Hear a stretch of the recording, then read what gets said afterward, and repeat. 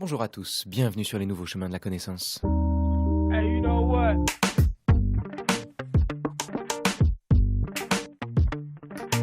Diffusés tous les jours, du lundi au vendredi et toute l'année, de 10h à 11h, les nouveaux chemins de la connaissance sont réalisés cette semaine par Bertrand Chaumeton, avec Philippe Palarès à la technique et préparés par Geneviève Méric, Mathilde Unger, Jeanne-Marie Roux, Géraldine Mosna-Savoie et Adèle Van Rett.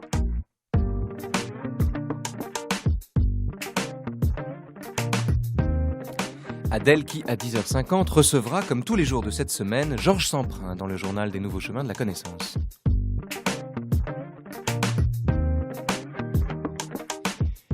Et c'est le début, ce lundi, d'une semaine sur Sartre, Jean-Paul Sartre, dont la mort, déjà trentenaire, n'entame ni l'actualité, ni la pertinence, ni le génie. Une semaine d'hommage et de dialogue donc autour de Sartre, au cours de laquelle nous essaierons d'être aussi fidèles que possible à celui qui valait tous les hommes et que valait n'importe qui.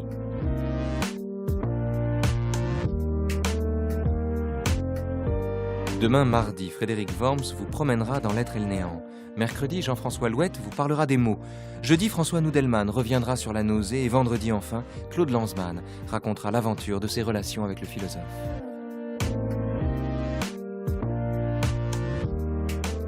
Mais tout de suite, ce lundi, c'est en compagnie d'Annie Cohen-Solal que nous allons passer les 50 minutes qui viennent.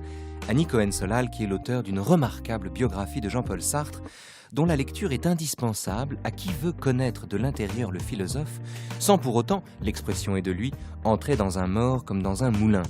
C'est d'ailleurs, à cet égard, de la fin que nous allons partir, des obsèques de Sartre qui, par un malentendu dont l'histoire a le secret, reçut à son corps défendant les funérailles d'un pape. J'ai descendu, je m'en souviens, le boulevard Edgar Quinet jusqu'au petit immeuble triste où il avait habité. Mon regard a compté jusqu'à ce 9e étage où je m'étais rendu parfois. J'ai revu le petit appartement, la table de travail, le fauteuil gris sale où venait s'asseoir son dernier secrétaire, la bibliothèque à moitié vide. Était-ce là que l'homme illustre avait vécu ? De là qu'étaient partis ces mots qui, après avoir tournoyé aux quatre coins de la planète, nous étaient revenus cet après-midi-là au cimetière comme un essaim tenace. Y aurait-il d'autres Sartre, ou était-il seul de sa sorte, bête sans espèce, ou dernier, peut-être d'une espèce éteinte avec lui? Et puis, la cérémonie elle-même. Ces milliers d'hommes et de femmes, peut-être ces dizaines de milliers, venus de toutes les régions du monde, qui avaient, en quelques minutes, envahi les allées du cimetière. Ces vivants, ces fantômes, ces insurgés et ces petits bourgeois mêlés dans un brouhaha retenu, ces gauchistes, ces enfants, cette délégation de mondains masqués par des drapeaux rouges et noirs des postiers de Paris-Brune, la gerbe de la NRF et celle de l'amicale des Algériens de France, ces paparazzis à l'affût, ces femmes en larmes, ces grappes de jeunes gens qui ne l'avaient probablement pas lu mais qui étaient là, accrochés aux arbres, des Africains, des Asiatiques, des Vietnamiens tendance île de lumière et des Vietnamiens tendance Ho Chi Minh. Ils auraient bien voulu s'éviter, mais la foule qui n'entre pas dans ce genre de querelle les jetait les uns contre les autres. Des visages célèbres, des anonymes. Quel était l'homme capable d'accomplir pareil prodige ?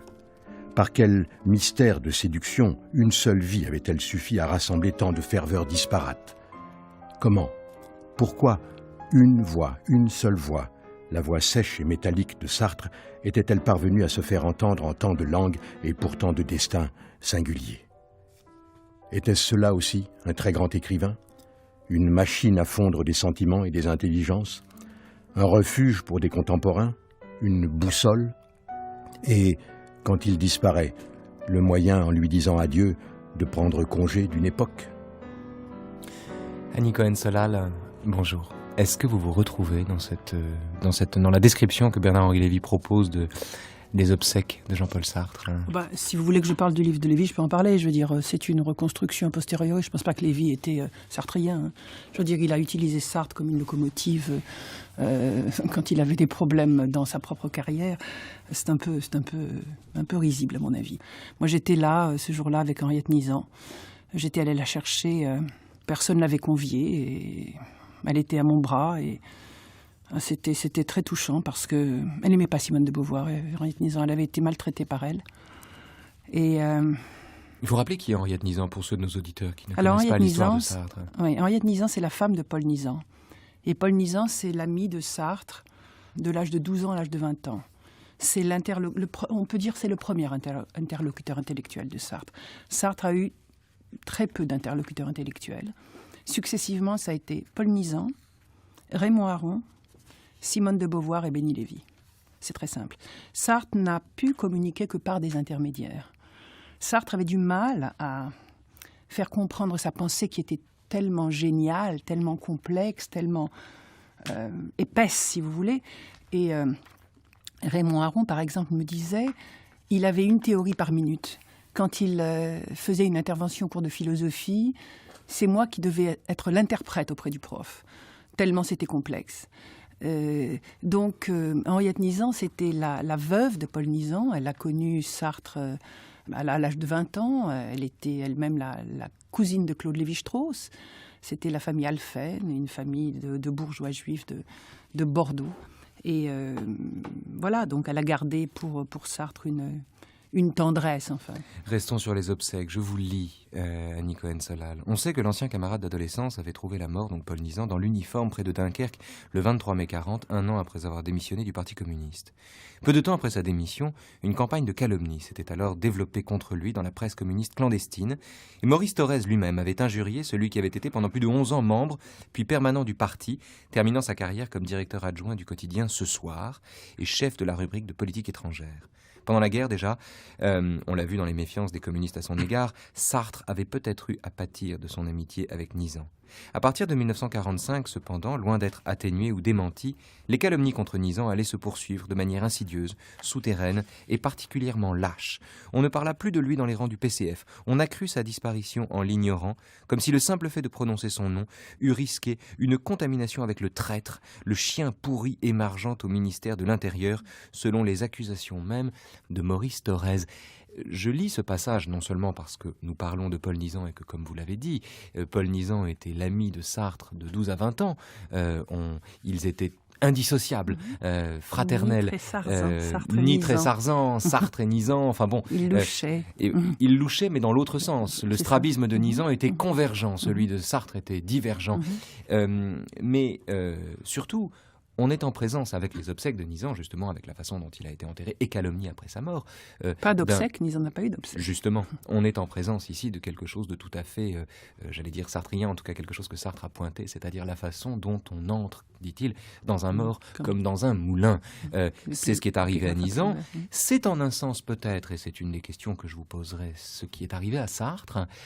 Et c'est également ce qui a valu, par exemple, à Raymond Aron, l'autre ami de Sartre, l'autre interlocuteur de Sartre, de préserver en un sens la mémoire de son ancien petit camarade des calomnies comme des brouilles, des calomnies, des brouilles comme de la façon dont il a été embaumé d'ailleurs, ce qui est une autre façon de trahir la mémoire de quelqu'un.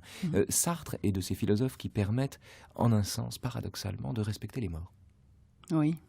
C'est intéressant qu'on commence à parler de Sartre par Nizan parce que c'est exactement comme ça que j'ai rencontré Sartre.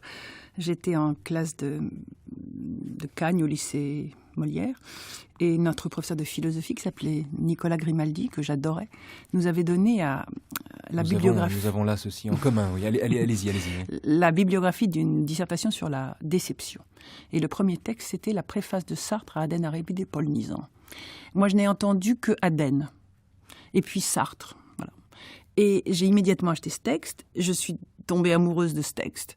Et j'ai pénétré, je pensais pour moi Aden c'était Rimbaud, bon voilà. Donc je pensais faire une carrière de poète et je fais une carrière dans les intellectuels et le Parti communiste. Donc c'est le premier texte par lequel j'ai pénétré dans l'œuvre de Sartre. Enfin, j'avais lu autre chose, mais enfin c'est un texte très important. C'est un texte très important parce que Sartre là, c'est en 60 qu'il écrit cette préface à Aden Arabi. C'est en 60 qu'il décide de sortir Nizan de cette espèce de purgatoire dans lequel l'avait forcé le Parti communiste français. C'est là qu'on voit à quel point Sartre était courageux, généreux. Et ça coïncide également avec sa rupture avec le Parti communiste. Oui, ils rompt en 56. Mais alors qu'on ne dise plus que Sartre était un fourrier du Parti communiste. Je veux dire, ça fait partie des ragots qui sont colportés sur la mémoire de Sartre et qui sont faux. les relations de Sartre avec le Parti communiste sont très complexes, très violentes. Et ça, c'est une phase de haine, la phase où il ressort la mémoire de Nizan. C'était quelque chose de très violent. Je veux dire, il y avait cette chape de plomb qui avait été tissée par Aragon et par d'autres, ne pas parler de Nizan. Et c'est Sartre qui a eu le courage de faire ce porte-voix, comme il l'a été pour plein d'autres. On va entendre, Annie Cohen-Solal, justement la voix de Sartre qui raconte, qui revient sur sa rupture avec le Parti communiste, en fait, au moment de Budapest, c'est-à-dire en 1956. Écoutez. On a donc rompu au moment de Budapest. Oui. Je prenais toujours une conscience plus grande de ce que pouvait être une action politique. Je commençais à comprendre ce que c'est qu'un homme politique. Je veux dire que n'importe quel homme est un homme politique. Et finalement, la rupture avec les communistes m'a fait écrire la critique de la raison dialectique. Là, la liaison est certaine. J'ai rompu avec les communistes, je suis entré en liaison avec les Polonais qui étaient en pleine révolte et qui m'ont demandé un article. J'ai fait un petit article qui était un peu, mais très en gros, la première partie de la critique de la raison dialectique. Question de méthode. Question de méthode. Et puis, j'ai trouvé que c'était insuffisant. Et un an après, j'ai commencé la critique de la raison dialectique. En sachant où j'allais à la fois, et à la fois en ne sachant pas. Voilà le vieux Sartre, le très vieux Jean-Paul Sartre, enfin on est en 1975, voilà un portrait en 70 ans, les entretiens qu'il donne à Michel Contat. Très bel entretien. Un très bel entretien, par ailleurs contesté par bien des Sartriens, notamment Rémoire, qui se plaignait du fait que ces entretiens, en somme, on est extorqué à Sartre des phrases qui, en un sens, n'étaient pas très sartriennes. Mais là n'est pas la question. Revenons un instant sur son rapport au Parti communiste, Annie Cohen-Solal. Sartre a été, comme on dit, compagnon de route du Parti communiste, c'est-à-dire sans avoir sa carte, sans être lui-même encarté. Il a accompagné le Parti communiste, au point même d'ailleurs, me semble-t-il, d'interdire, je crois que c'était à Prague, et je crois qu'il s'agit des mains sales. Les mains sales, oui. Non, c'était à Vienne en 50. Alors, d'interdire qu'on représente sa propre pièce, parce qu'elle déplaisait au Parti communiste. Comment expliquer un tel geste ? Alors, moi, je pense que les relations de Sartre aux politiques et à la praxis sont très, très, très neuves. On ne peut pas analyser la trajectoire politique de Sartre sans revenir sur sa trajectoire philosophique. Sartre, c'est quand même quelqu'un qui est anarchiste jusqu'à l'âge de 40 ans. C'est quelqu'un qui ne vote pas, qui ne défile pas au moment du Front populaire. Toute la France défilait en 1936, il ne vote pas, il ne défile pas, il est dans un apolitisme bizarre. Il vit au Havre, il vit en marge, il n'a pas la vie qu'il avait espéré avoir, qui était une vie glorieuse, de grand homme, d'écrivain, puisque La Nausée a mis 10 ans, 12 ans avant d'être publiée. Donc c'est quelqu'un qui se bagarre avec la société pour faire entendre sa voix. Et si on regarde globalement la construction... Rappelons que La Nausée est parue en 1938. Oui. Si on regarde globalement la construction de la production sartrienne, on voit qu'elle s'articule suivant 3 grandes phases. Et que la construction d'œuvres philosophiques, si vous voulez, est parallèle à ses relations avec le politique. En 1941, Sartre va sortir du camp de prisonniers, le Stalag 12D où il est à Trèves, et il va immédiatement faire partie d'un groupe de résistance qui s'appelle Socialisme et Liberté. Il va même aller en zone sud pour essayer de rallier Gide et Malraux à la résistance. Et puis, ce groupe avorte, Sartre reste en zone libre, les 200 par exemple vont en zone sud, et ce que Sartre ferait, après cet premier échec du politique, il écrit son traité, L'être et le néant, il le termine, qu'il avait déjà en train depuis longtemps, qui sera publié en 1943. Deuxième phase dans le rapport aux politiques, c'est la phase du RDR, en 1947. C'est le romantisme révolutionnaire, au fond. La troisième voie entre communistes et gaullistes. Il ne va ni avec les gaullistes, ni avec les communistes. Et il met en place ce mouvement avec David Rousse, etc. Avortement produit Les Cahiers pour une morale, qui sera publié plus tard, après sa mort. Troisième moment, le moment du compagnonnage de route avec le Parti communiste. À partir de 1952, il va aller vers le Parti communiste quand le Parti communiste est violemment et injustement attaqué par le préfet de police. C'est à la suite de la manifestation contre la guerre de Corée où Jacques Duclos est mis en prison. Et 52 à 56, il va être compagnon de route, c'est pas fameux, c'est pas brillant, il va écrire des choses ridicules. En sortant du Parti communiste, de cet échec, il écrit la critique de l'agression dialectique qui va être, si vous voulez, construire un gros traité philosophique, c'est une manière pour lui de répondre à cette impuissance qu'il a, de négocier avec la praxis. C'est comme ça que je vois, moi, sa relation entre le politique et le philosophique.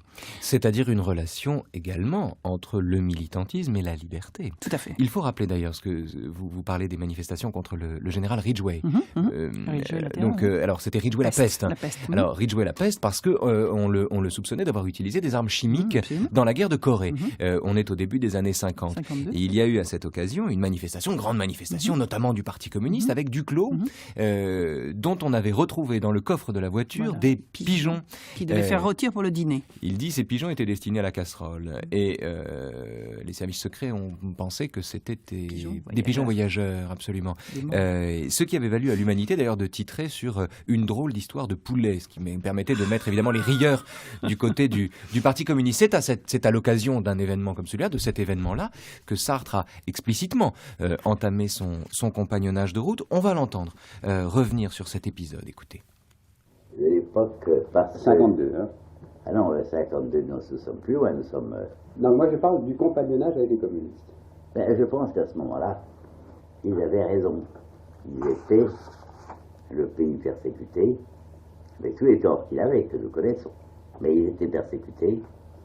Ils avaient la bombe atomique depuis peu de temps. Ils n'étaient pas en état de résister à l'Amérique dans une guerre. Depuis, ils ont changé, ils ont bien changé. Mais à ce moment-là, ils n'étaient pas. Et ils tenaient en somme des discours qui pouvaient très bien se prendre pour nos discours. Ils reprochaient à l'Amérique ce que nous lui reprochions. Oui, mais socialisme ou barbarie, pareil. Oui, mais socialisme et barbarie, c'est un petit machin de rien du tout. Mais voilà, c'est bien ça l'important.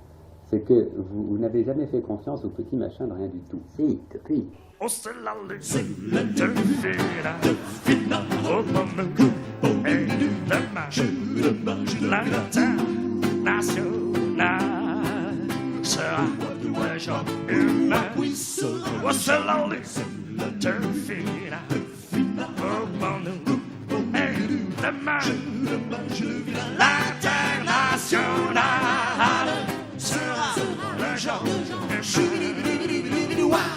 Annie Cohen-Solal, tout de même, comment cet homme, si épris de liberté et si talentueux, a-t-il pu en venir à interdire qu'on jouât sa propre pièce, les mains sales? Comment un homme peut-il à ce point se tirer une balle dans le pied? Parce que si vous voulez, la conjoncture ayant changé, il pensait qu'il n'était pas approprié de donner cette interprétation-là du Parti communiste dans une nouvelle conjoncture. C'était une analyse, si vous voulez, casuistique. Enfin, je veux dire, voilà, c'est tout. Mais je pense que... Il y a quand même une tentation de l'aliénation chez un homme qui est capable de faire ça. Oui, c'est vrai. Bon, c'est vrai que... Pourquoi avoir interdit, effectivement. Je pense qu'il était, à ce moment-là, engagé dans une défense des communistes qui lui semblait être persécutés par le pouvoir français. Voilà. Bon, et c'était la période, évidemment, de Canapa. Enfin, c'était 50, c'était juste avant qu'il ne devienne compagnon de route. Donc, c'est vrai qu'il y a eu des phases extrêmement opposées, C'est vrai que c'est une... Oui, voilà. Comment on peut interdire une pièce, oui. Sa propre pièce. Oui, soit.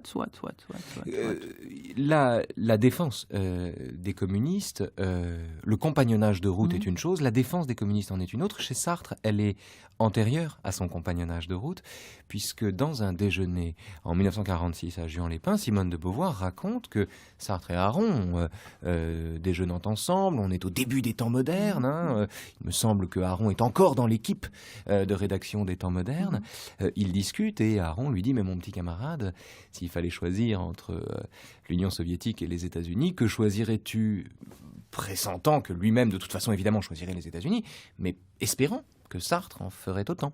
Et Sartre lui a dit à ce moment-là que s'il avait eu à choisir, il aurait choisi l'Union soviétique. Et d'une certaine manière, tout était joué aux yeux d'Aron à cet instant. C'est Simone de Beauvoir qui raconte ça. Dites-moi quelle année exactement. 1946, Juan-les-Pins.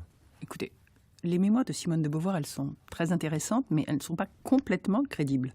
J'ai découvert énormément d'erreurs. J'ai découvert des erreurs, elle dit qu'il y avait que Cavaillès était là alors qu'il était déjà mort. Enfin bon, il y a beaucoup d'erreurs historiques chez Simone de Beauvoir, des petits points historiques. Hein. Je veux dire, moi je ne les prendrais pas pour argent comptant. Je pense qu'en 1946, Sartre était encore totalement amoureux des États-Unis. Je veux dire, il y a entre les États-Unis et Sartre quelque chose d'unique que j'ai découvert bien après la fin de la rédaction de cette biographie, en habitant moi-même aux États-Unis, en devenant américaniste. Et il y a une sensibilité de Sartre pour les valeurs de la démocratie américaine qui est extrêmement profonde, qui est extrêmement fulgurante et qui provient du fait que Sartre a été élevé par son grand-père Charles Schweitzer comme un protestant laïque. Donc si Sartre a des antennes pour percevoir la culture américaine et la démocratie américaine, être en empathie avec elle, c'est à cause de ces valeurs-là. Ce sont aussi des éléments qui font que moi je doute beaucoup de cette histoire. Il faut voir que les États-Unis, Sartre y avait été préparé depuis l'enfance. Depuis l'enfance, il collectionne les bandes dessinées. Hein. En plus, il va devenir un passionné de cinéma. Et il disait, il l'écrira plus tard, quand nous avions 20 ans en 1925, nous aimions César de l'avenir, qui était ce pays qui était porteur des gratte-ciel, l'architecture de l'avenir, de la littérature de l'avenir, de la musique de l'avenir, le jazz. Enfin, il ne faut pas oublier que Sartre a, si vous voulez, adopté toutes ces formes qui étaient complètement nouvelles en France. Le jazz, par exemple, la musique de jazz, c'est Sartre qui a découvert le jazz par ses élèves et qui en a fait un élément moteur de son premier livre, son roman philosophique La Nausée, avec ce leitmotiv « Some of these days you'll miss me honey » qui joue un rôle très important dans la narration de La Nausée. Some of these days you'll miss me honey. Some of these days you're gonna be so lonely. You'll miss my hugging. You're gonna miss my kissing. You're gonna miss me, honey, when I'm far away. I feel so lonely. Donc, on peut dire que Sartre, qui est un héritier normalien, agrégé de philosophie, est en même temps un héritier subversif, parce qu'il va repérer, intégrer et faire pénétrer dans la culture française ces formes héritées d'autres cultures. Et on peut parler bien évidemment de la phénoménologie héritée de Husserl, de Heidegger. Enfin, c'est quelque chose de rare à cette époque, de la part d'un héritier de l'école normale supérieure et d'un philosophe, de percevoir au-delà des frontières des genres, des formes, et de les faire pénétrer dans la littérature française. Je voudrais qu'on revienne sur l'épisode soviétique, ou plus exactement son rapport, l'entrée de Sartre dans la guerre froide, et par là même la brouille avec Raymond Aron, qui est un épisode très important. Tribune des temps modernes, 47. Voilà, mais on a beaucoup insisté sur cette brouille, et à juste titre peut-être, puisque c'est le modèle d'une amitié fracassée sur des motifs politiques. Et de ce point de vue, il faut bien admettre que, alors qu'Aron mettait son point d'honneur à vouloir discuter avec ceux qui n'étaient pas d'accord avec lui, Sartre a beaucoup pratiqué tout au long de sa vie l'excommunication de ceux qui n'adhéraient pas aux thèses qu'il soutenait. Le problème, c'est qu'il a soutenu des thèses parfois opposées. On va entendre, tiens, Raymond Aron lui-même revenir sur la raison pour laquelle ils se sont fâchés. Je suis revenu de Londres où j'avais passé les années de guerre entre la défaite française et la libération de la France. Jean-Paul Sartre était devenu entre-temps un écrivain célèbre. Nous avions été intimes à l'école normale. Nous étions restés amis après notre départ de l'école, mais nos chemins s'étaient séparés parce que l'intimité de deux normaliens ne reste pas la même lorsque chacun des deux normaliens est marié, a une carrière, vit dans une autre ville et ainsi de suite. Disons que ceux qui ont fondé les temps modernes, mais les vrais fondateurs c'était Sartre et Simone de Beauvoir, le groupe initial était à l'image du consensus fictif de la libération. C'est-à-dire il suffisait d'être dans la résistance et du bon côté pour que l'on pût collaborer au temps moderne. Et quand ce consensus s'est dissous, l'équipe des temps modernes s'est dissociée de la même façon. C'est normal et peu intéressant.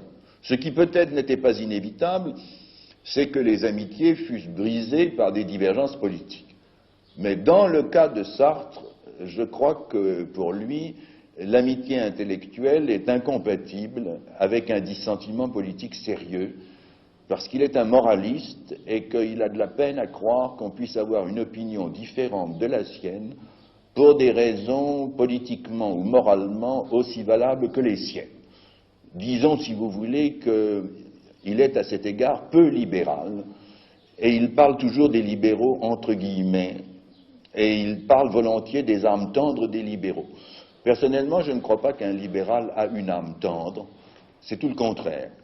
Il a la peau dure, et il est parfaitement résolu à accepter que la vie des hommes comporte des conflits, mais il souhaite que les conflits ne deviennent pas exagérément violents.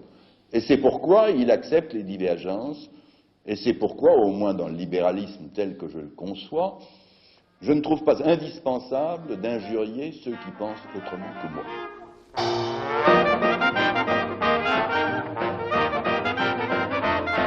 Annie Cohen-Solal est l'invitée des Nouveaux Chemins de la Connaissance dans le cadre, au début, au commencement d'une semaine sur Jean-Paul Sartre, une semaine où l'on va évoquer Jean-Paul Sartre. Comment faire autrement qu'évoquer Jean-Paul Sartre quand on ne peut lui consacrer que 5 petites émissions.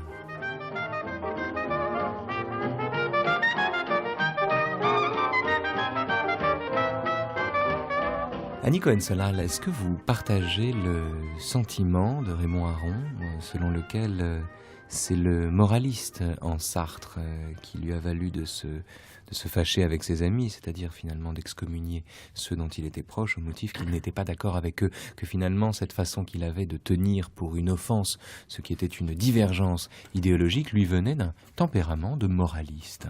Oui, moi je crois que c'est tout à fait juste. Tout à fait juste, et c'est vrai que c'est quelque chose contre lequel on ne peut rien dire. C'est un état de fait. La violence avec laquelle Sartre a rompu avec Camus est quelque chose dont on parle souvent aujourd'hui. On parle beaucoup de Camus aujourd'hui. C'est vrai que le texte de Sartre en 1952 contre Camus était terriblement violent. Oui, je pense que c'est tout à fait juste. Tout à fait juste que c'est parce que Sartre était un moraliste. Je crois qu'il avait cette espèce de demande, d'exigence qui faisait qu'il devenait intolérant. Mais c'est amusant parce que cette rupture avec Aron s'est développée avec les années. Bon, il y a eu la réconciliation, on se souvient du bateau pour le Vietnam où il est soutenu par Glucksmann et où ils vont à l'Élysée parler à Giscard d'Estaing. C'est la grande réconciliation entre les deux. Mais cette rupture, elle a été encore plus violente en 1968. Et là, quand Sartre a demandé qu'on voit Raymond Aron tout nu. Oui, c'est ça. C'était ce fameux texte dans le Nouvel Obs qui s'appelait « Les Bastilles de Raymond Aron ». Et Sartre disait « Le pouvoir, selon Aron, doit se transmettre d'enseignant à enseignant, d'adulte à adulte. Il doit être conféré d'en haut. De même que c'était les nobles sous l'Ancien Régime, non les bourgeois, qui avaient le pouvoir d'anoblir quelqu'un. C'est cela l'enseignement incontrôlé et incontrôlable qu'on nous donnait et qu'on nous donne encore aujourd'hui. C'est pourquoi il est nécessaire que des étudiants jugent leurs professeurs, comme les professeurs les jugent. Tout est là. Si celui qui juge n'est pas lui-même jugé, il n'y a pas de vraie liberté. Et je vous dirais, là, Raphaël, c'est quelque chose qui me semble essentiel. C'est les qualités de pédagogue de Sartre. Sartre était un pédagogue comme Courbet était un pédagogue. Sartre avait une relation extrêmement démocratique, une relation pédagogique extrêmement démocratique, qui n'était pas le cas d'Aron. Aron, c'était un mandarin. Bon. Et je dirais que votre émission me fait penser à Sartre. J'ai entendu parler, moi, tous les élèves de Sartre. Une émission entière sur le Sartre pédagogue serait absolument passionnante. C'est comme ça que Sartre enseignait. Il enseignait dans le dialogue. Rappelons que Sartre n'a jamais enseigné dans le cadre universitaire strictement. Il a enseigné au lycée. Il a enseigné au lycée, notamment au Havre, dont l'un de ses élèves, d'ailleurs Albert Pall, qui avait eu le coup de génie de rater le bac et qui donc avait eu coup sur coup comme professeur de philosophie en terminale Sartre et puis Aron, racontait les divergences d'enseignement, les différences d'enseignement entre les deux. Il y avait le cours touffu et génial de Sartre, le cours parfaitement structuré de Raymond Aron. Le fait également que pour détendre leurs élèves, Aron les emmenait jouer au ping-pong alors que Sartre les emmenait faire de la boxe ou au bordel. Voilà, exactement. Vous savez tout. C'est exactement ça. Et alors à l'université, c'est vrai que Sartre s'était beaucoup battu, ainsi que Paul Nizan et que Claude Lévi-Strauss, sur la fossilisation de l'enseignement universitaire à la Sorbonne dans les années 20-30. Enfin, je veux dire, c'était quelque chose qui était étouffant. Et Sartre a essayé de casser, de féconder cette espèce d'enseignement qui était donné d'en haut par les chiens de garde.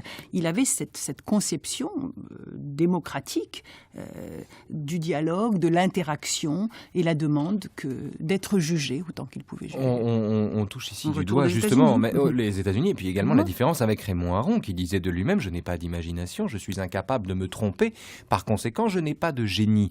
Alors que Sartre, lui, au contraire, était capable, et là on est à l'école normale, il faut revenir ici, non pas à l'enfance mais à l'adolescence de Sartre, moment où il rentre à l'école normale et où il ne cesse de dire à Raymond Aron « Mais mon petit camarade, pourquoi as-tu si peur de déconner ?» Tous les jours, Sartre lui soumettait un système différent que Aron passait au filtre d'une rationalité intransigeante, ce qui mettait l'autre, littéralement et philosophiquement d'ailleurs, hors de lui, Annie Cohen-Solal. Oui, c'est vrai. C'est vrai qu'on a face à face deux types d'intelligence complémentaires, en tension, opposées. On a la trajectoire d'Aron qui est socialiste à l'époque. Il est socialiste. Il était à la SFIO jusqu'en 1938, Aron. Absolument. Et puis Sartre, alors là, qui est brouillon, qui est génial, qui est provocateur, qui est sale, qui est crasseux, qui est pas du tout socialiste. Pas du tout. Il est lui. Qui cherche, qui va se piquer à la mescaline, se faire piquer à la mescaline par son copain Lagache, qui va traverser les frontières. Je le dis toujours, qui va vivre en marginal. Il va vivre en marginal au Havre, il va vivre en marginal dans la vie privée. N'oublions pas aussi, regardez la trajectoire personnelle. Aron se marie, c'est un homme marié, c'est un homme conventionnel.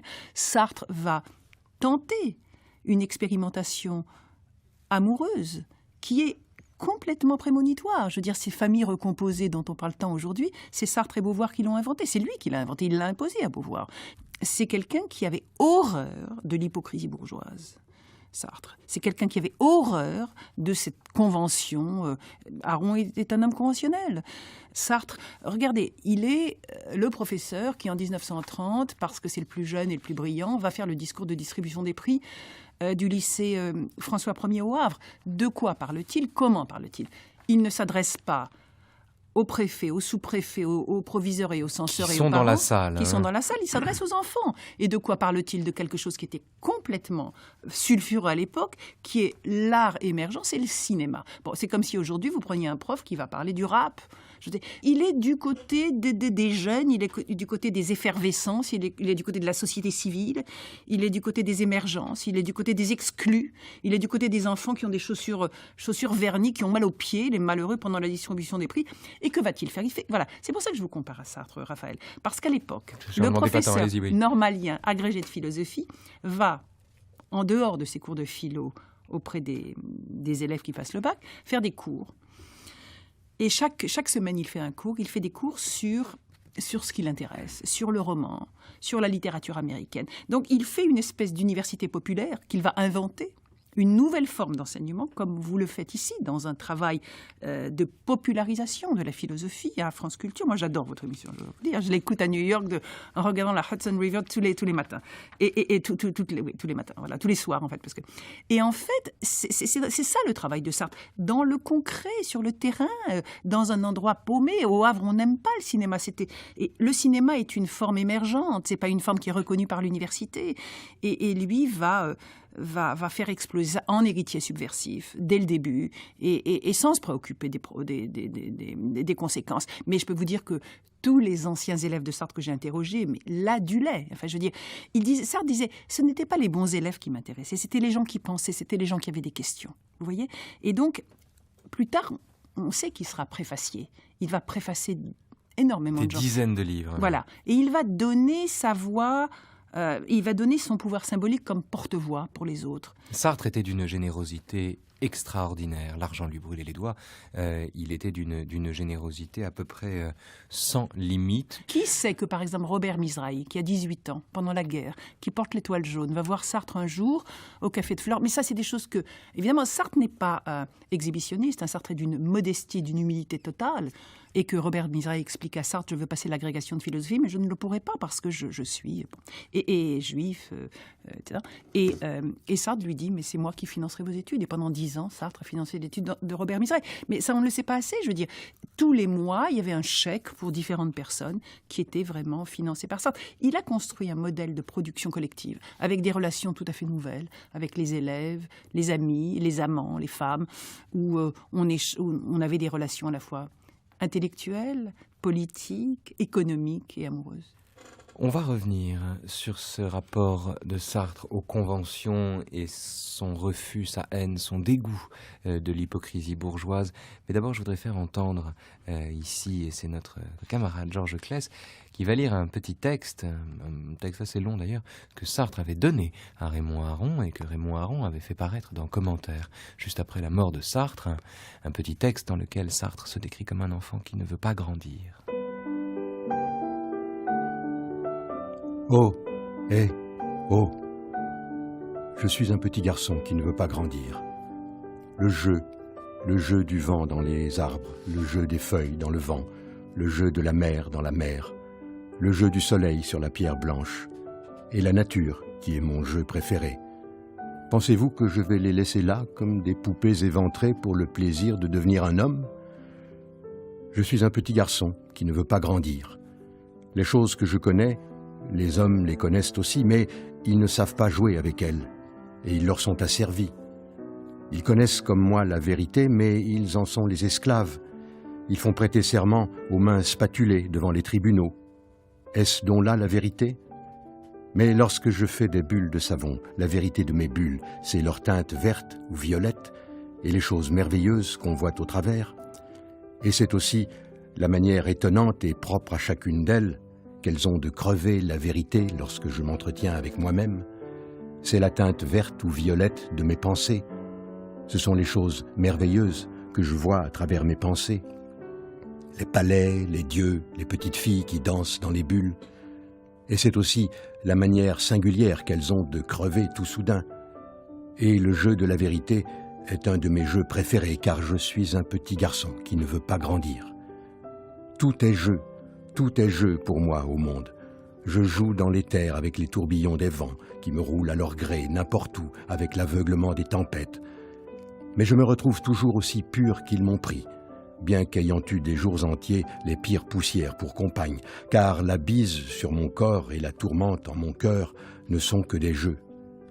Si vous voulez savoir combien je suis pur, ô peuple d'hommes mûrs, avilis par des choses sérieuses, regardez ma bouche pure comme un chant de grillon, et qui provoque un tendre sourire, car elle est faite pour jouer.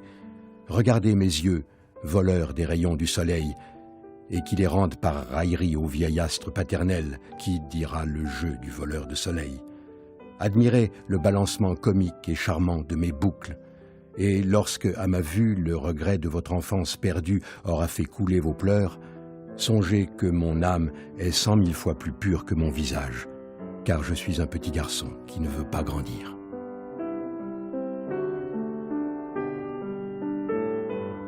Vous connaissiez ce texte, Annie Cohen-Solal ? Je ne sais pas, c'est très beau. Vous ne connaissiez pas ce texte ? Non, je ne connaissais pas ce texte, absolument. Non. Ah mais ça c'est extraordinaire, c'est un texte que Sartre a donné à Raymond Aron et que Raymond Aron a fait paraître dans Commentaires, dans la revue de Raymond Aron, donc en 1980, après la mort de Sartre. Écrit en quelle année ? Le texte, il avait 19 ans quand il l'a écrit. Manifestement. Je suis un petit garçon qui ne veut pas grandir. Est-ce qu'on peut, avec ce texte en tête, donc, tenter un parallèle avec le portrait que Sartre propose de lui-même dans Les mots, qui est peut-être le plus beau de ses livres, Annie Cohen-Solal ? Je dirais pas trop, parce que ce texte manque l'ironie des mots. Les mots est une Rappelons que Les mots, il les a écrits en 10 ans, entre 53 et 64. C'est ça.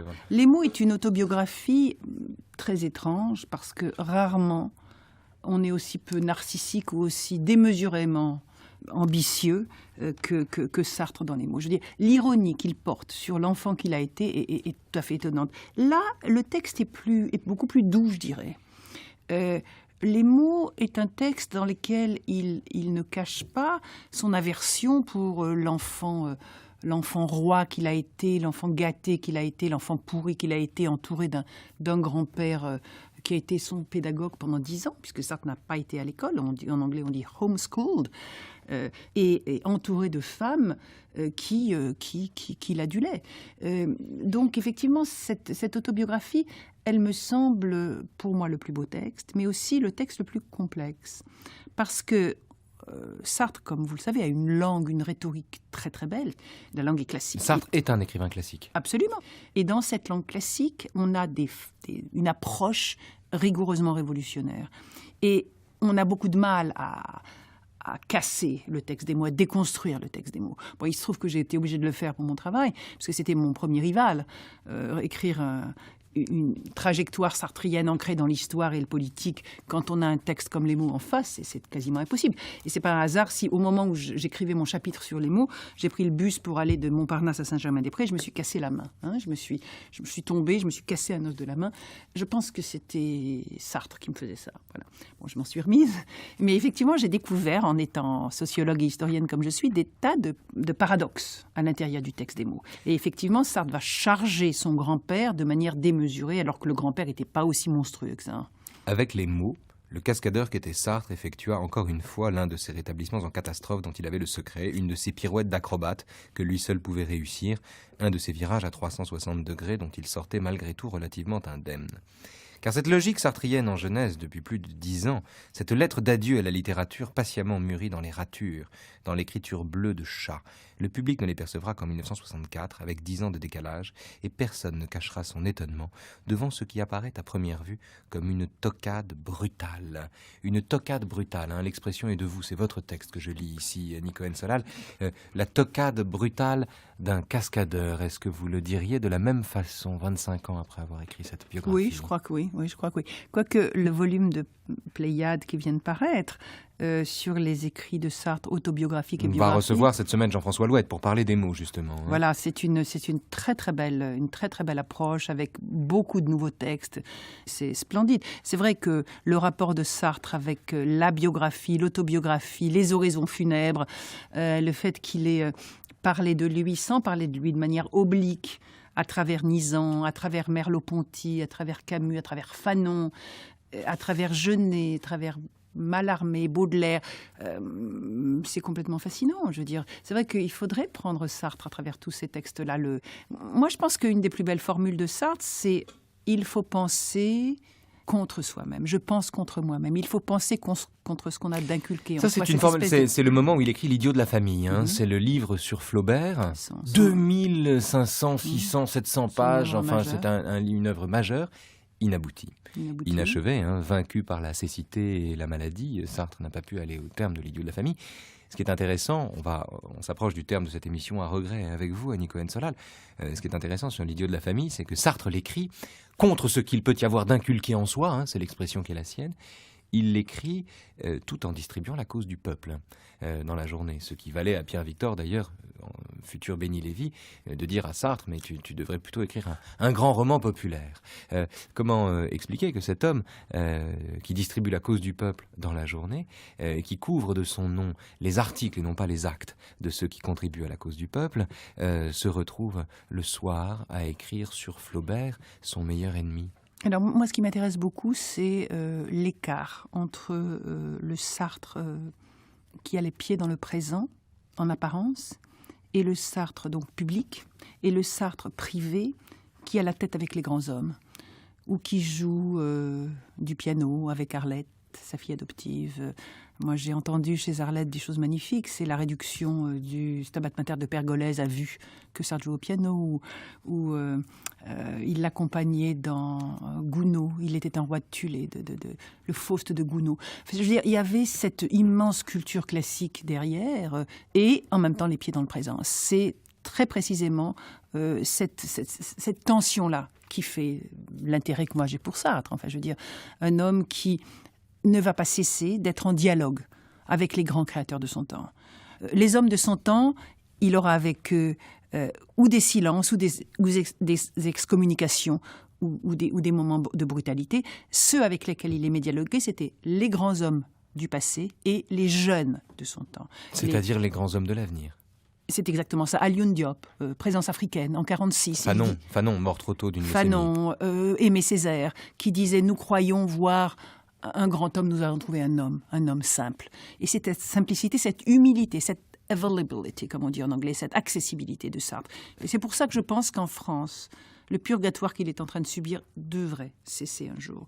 Si vous saviez le nombre de jeunes Américains, Black, Native Americans, African Americans, qui sont fascinés par les cours de philosophie qu'on dispense sur Sartre de l'autre côté de l'Atlantique. C'est un très grand homme dans les universités américaines là-bas, un outil pour décoder leur présent. Vous avez parlé du pianiste Sartre, Annie Cohen-Solal. C'est vrai que Sartre était un excellent pianiste. Il déchiffrait du Schubert avec sa mère. À cet égard, d'ailleurs, on va terminer cette émission là-dessus. Son arrière-grand-père était l'ami de Wagner. Voilà, on va terminer l'émission là-dessus. On a l'oreille absolue chez les Schweitzer. Précisément, François Georges, qui a bien connu Sartre, le Sartre de la fin, qui est rentré dans le comité de rédaction des Temps modernes à 22 ans. François Georges raconte un jour que, allant voir Sartre, c'était rue Bonaparte, me semble-t-il, allant voir Sartre, donc il sonne, il ne savait plus à quel étage il habitait, et demande à la concierge où habite Sartre, et la concierge lui répond « Ah, le pianiste, c'est au 5e étage ». On va entendre tout de suite un texte justement de François Georges, extrait de son livre « À la rencontre des disparus », dans lequel il évoque Arlette, en un sens, le piano et l'anticommunisme paradoxal de Sartre. Écoutez. Je me revois vers 1974, allant chercher Sartre rue de Lambre, chez sa fille adoptive, Arlette. Nous prenons l'ascenseur. Je lui parle de l'éléphant Babar, faisant la découverte émerveillée de l'ascenseur. Je sens que je le passionne, en tout cas beaucoup plus que si je l'avais entretenu d'un inédit de Husserl. Il y a un refoulé dans sa philosophie. L'animal. Où le situer entre l'en-soi et le pour-soi? À propos de Flaubert, il décrit le chien essayant vainement, pathétiquement, de flairer la bonne route, celle du cogito, et par là de réfuter le dualisme cartésien. Je sus qu'il avait philosophé d'après nature, observant le chien d'Arlette. Souvent, ce vieux chien qui somnolait sur le tapis entendait qu'on parlait de lui, mais les paroles humaines lui arrivaient brouillées, et s'affolant de ne pas comprendre, tout en comprenant, il finissait par aboyer. Jeune, Sartre avait admirablement décrit les structures intimes de la subjectivité. Sur le retour, il avait entrepris de pénétrer l'intériorité canine et n'hésita pas à aller jusqu'à l'empathie. Pour soi, dont la facticité handicapait désormais la faculté de transcendance, il s'identifiait à la pauvre bête qu'il fallut piquer à son insu. Voilà qui relativise l'une de ses affirmations contestables. Un anticommuniste est un chien. Dans la rue des blancs manteaux, ils ont élevé des tréteaux et mis du son dans un seau, et c'était un échafaud. Dans la rue des blancs manteaux, dans la rue des blancs manteaux, le goût... Jean-Paul Sartre avait décidément tous les talents. C'est également lui qui est l'auteur de cette chanson de Juliette Gréco sur laquelle s'achève cette émission en votre compagnie, Annie Cohen-Solal. Un grand merci. Des amiraux, dans la rue des blancs manteaux, dans la rue des blancs manteaux, sont venues des dames comme il faut, avec de beaux affutiaux, mais la tête leur faisait défaut. Elle avait roulé de son haut, la tête avec le chapeau, dans le ruisseau des blancs manteaux. Alors, outre votre biographie de Sartre, Annie Cohen-Solal, dont je recommande vivement, chaleureusement, la lecture à tous nos auditeurs, qu'ils soient sartrolâtres ou sartrophobes, je signale également, pour ceux qu'un tel volume pourrait déconcerter, c'est comme ceux qui ont la flemme de lire L'Être et le Néant, eh bien ceux qui n'ont pas le courage de lire L'Être et le Néant peuvent lire La Nausée, ceux qui n'ont pas le courage de lire les 800 pages de votre biographie Annie Cohen-Solal peuvent se rabattre sur le Découverte Gallimard ou encore sur le Que sais-je, qui sont également de votre main.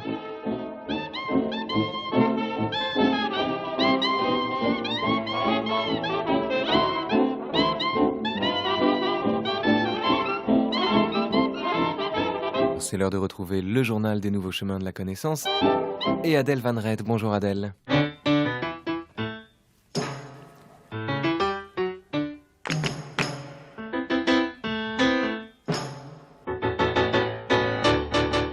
Bonjour à tous, c'est le début d'une semaine spéciale dans le journal des nouveaux chemins, une semaine qui sera l'occasion de montrer, une fois de plus, que les réflexions philosophiques ne se situent pas toujours là où on les attend. Le dernier livre de Georges Semprin qu'on trouve aux éditions Climat est intitulé « Une tombe au creux des nuages », un très beau titre tiré d'un poème de Paul Celan, et ce livre prend la forme d'un recueil de textes, articles et conférences que Georges Semprin a écrits et prononcés au cours de ces 20 dernières années. Le thème principal de ces articles, c'est l'Europe d'hier et d'aujourd'hui, comme l'indique le sous-titre. Mais l'Europe n'est pas seulement une entité politique, un espace économique ou un territoire géographique. Avec Georges Semprin, l'Europe est une figure spirituelle qui nécessite, pour y parvenir, un détour par l'univers de l'écriture, du langage, mais aussi de l'histoire et de la philosophie. Alors, la philosophie comme passage de la perplexité à la lucidité, le langage comme patrie de l'écrivain, la question du mal radical à la source de l'humanité, telles sont quelques-unes des réflexions auxquelles conduisent la figure de l'Europe, d'une Europe culturelle, vivante et plus que jamais urgente. Et c'est cette dimension foisonnante, à la fois atemporelle et résolument actuelle de ce livre, qui justifie le fait qu'on prenne le temps de le lire et d'y réfléchir, avec vous, Georges Semprin, qui allez nous accompagner chaque jour de cette semaine. Bonjour, Georges Semprin. Je suis très heureuse de vous accueillir ici et impatiente aussi de vous entendre déplier les pensées et les réflexions qui traversent votre livre. Et je vous propose, pour commencer cette semaine à votre compagnie, de partir d'une citation, j'allais dire une citation magnifique, mais c'est bien plus que cela, une citation dont je ne sais pas si ce qui touche le plus est sa vérité ou sa beauté. En tout cas, c'est un vers de René Char que vous citez dans l'article qui figure en deuxième position de votre recueil. Et ce vers dit ceci: « La lucidité est la blessure qui se rapproche le plus du soleil. » Georges Semprin. Oui, c'est d'abord beau, avant même d'en avoir exploré la signification complète et totale. C'est beau poétiquement, c'est fort, n'est-ce pas? La lucidité, la blessure, la rapprochée du soleil. J'ai découvert ça tardivement. Enfin, tardivement, pour moi, ça veut dire à 22 ans. C'est la première lecture que j'ai faite après Buchenwald. Parce que un jeune officier français que j'avais rencontré, j'avais croisé à la Libération, qui était dans une mission interalliée, avait ce livre, un livre de Char qui venait d'être publié, où il n'y a d'ailleurs pas cette citation, s'appelle « Seule demeure ». Et je croyais tout connaître de la poésie française, je ne savais rien de René Char. Et j'ai découvert René Char à cause de ce livre, et c'est dans Feuillet d'hypnose, un peu plus tard, que j'ai découvert cette citation. C'est très beau, parce que c'est plein de significations qu'on peut même parfois trouver contradictoires. Il y a le soleil qui vous fait voir, on ne voit rien s'il n'y a pas de soleil, et en même temps qui vous aveugle. L'aveuglement, c'est une des conséquences souvent des foi très fortes et des visions trop précises, n'est-ce pas? Donc je trouve que c'est très dialectique, c'est très beau. Et on peut en parler pendant des heures. Voilà, justement, et à partir de ce vers, en tout cas, ce vers se situe dans un chapitre qui s'appelle « De la perplexité à la lucidité », et dans lequel vous définissez la philosophie comme étant précisément ce passage de la perplexité, de l'étonnement, à une forme de lucidité qui peut elle-même blesser en retour. Et vous développez, vous présentez votre vision de la philosophie comme étant, et c'est d'ailleurs ce que disent beaucoup de philosophes, comme étant toujours liée à la vision, à la vue, ce que vous disiez juste avant en expliquant ce vers.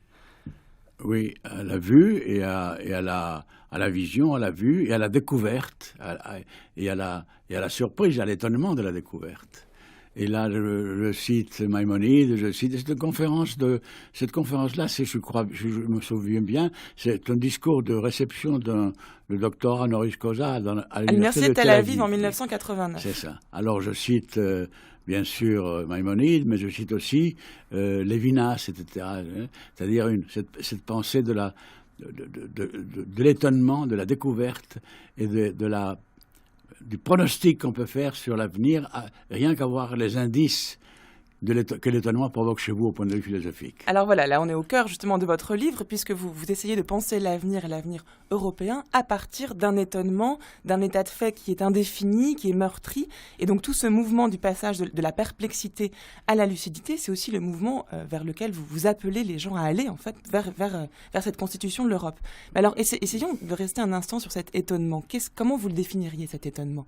De quelle perplexité s'agit-il? L'étonnement, c'est d'abord par rapport à l'Europe. Par rapport à la philosophie en général, on pourrait digresser. Mais par rapport à l'Europe, l'étonnement, c'est que ça existe. C'est-à-dire que ça existe. C'est pour ça que je cite souvent dans mes conférences cette conférence de Husserl qui a été prononcée en 1935 à Vienne, parce qu'elle est prémonitoire d'une certaine conception de l'Europe, et qu'elle est prémonitoire, c'est la première fois qu'on parle de l'Europe comme d'une figure spirituelle et comme d'une possibilité de supranationalité, où les pays européens n'ont pas de rapport entre eux seulement par le commerce ou par la violence, par la guerre, mais aussi par la mise en commun, justement, d'une perspective, d'une vision, la vision européenne. L'étonnement vient de là. Est-ce que c'est possible? Est-ce que c'était possible d'imaginer en 1942, en pleine occupation, la réconciliation franco-allemande? Est-ce qu'il est possible d'imaginer que le mot Boche disparaîtrait du vocabulaire courant français? Et inversement, que la relation des intellectuels et des étudiants et des jeunes Allemands avec la France ne soit plus la relation de supériorité d'un pays qu'on a vaincu X fois, etc.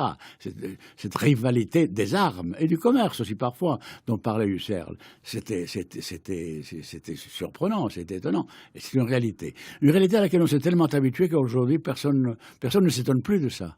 Et c'est peut-être l'une des causes de la crise actuelle de l'Europe, qu'on ne s'étonne plus que ce soit si bien réussi, même si aujourd'hui c'est en crise. Et toute la difficulté réside dans le fait de ne pas basculer de l'étonnement au doute, de l'étonnement à la peur, ce qui serait un obstacle à la construction de quelque chose de nouveau. L'étonnement à la peur, oui, c'est un peu ce qui est en train de se passer. Mais en partie parce que cette idée de la supranationalité à laquelle on peut donner beaucoup de significations concrètes politiquement, le fédéralisme, l'intégration, la gouvernance économique et sociale commune, enfin, il y a beaucoup de possibilités de mettre en pratique cette idée de la supranationalité, mais cette idée est en train je ne dis pas de dépérir, de disparaître, mais de s'amoindrir au bénéfice des intérêts particuliers de chaque nation, ou alors des intérêts, chaque nation se projetant ses valeurs comme valeurs européennes. C'est-à-dire, on défend l'Europe, mais on défend l'Europe française, ou l'Europe allemande, ou l'Europe, malheureusement, l'Europe grecque, on ne peut pas la défendre aujourd'hui, c'est plus difficile. Mais vous voyez ce que je veux dire, c'est-à-dire que l'idée de fédération, de confédération, de partage est un peu en baisse. Et ça, c'est très dommage. Ça, c'est très dommage. Et justement, tout le but de ce recueil, de tous ces textes, c'est d'essayer de montrer, de rappeler les bonnes raisons que nous avons pour continuer à nous battre et aller de l'avant dans cette direction. Mais restons juste un moment, il nous reste très peu de temps pour cet entretien aujourd'hui. On était parti de la citation du vers de René Char et on a vu en quel sens ce que vous décriviez comme étant le propre de la philosophie est finalement plus qu'une réflexion philosophique, c'est une position existentielle puisque vous pouvez l'appliquer même à votre réflexion sur l'Europe. Exactement. Bien sûr que là, on ne peut pas faire ce n'est pas un slogan politique. Un slogan poétique, un mot d'ordre poétique ne peut difficilement devenir un slogan politique. Mais il faudra s'inspirer de cette force poétique qu'il y a dans Char et dans d'autres textes, n'est-ce pas? Dans des textes d'écrivains, de poètes ou de philosophes européens, s'inspirer pour retrouver la force de l'étonnement. Ce sera le mot de la fin. Merci beaucoup, Georges Semprin. Le titre de votre livre, c'est « Une tombe au creux des nuages, essai sur l'Europe d'hier et d'aujourd'hui ». On trouve ça aux éditions Climat et on vous retrouve demain pour la suite de ces entretiens. Merci beaucoup. Merci à vous.